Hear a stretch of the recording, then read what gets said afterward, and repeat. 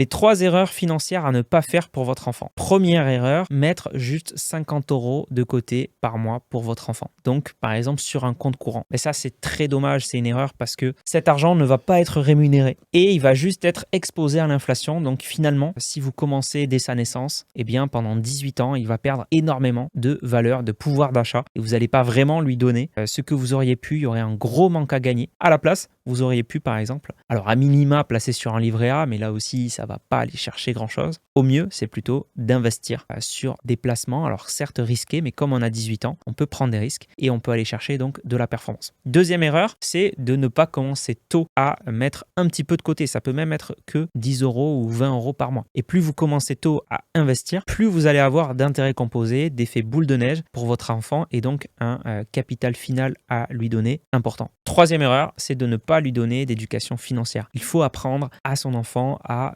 épargner, à investir. Alors, je ne parle pas de lui parler de ça dès qu'il a 4 ans, mais ça sera une compétence très importante aujourd'hui, carrément nécessaire devant le contexte économique, devant la crise des retraites, devant la baisse du pouvoir d'achat. Ça va être super important pour lui qu'il sache gérer son budget, ne pas être à découvert tous les mois, ne pas souscrire des crédits à la consommation avec des taux d'intérêt astronomiques qui pourraient faire qu'il pourrait tomber ensuite dans un surendettement et là, ça pourrait être vraiment catastrophique. Donc vraiment, lui donner ça, ça peut vraiment l'aider dans sa vie.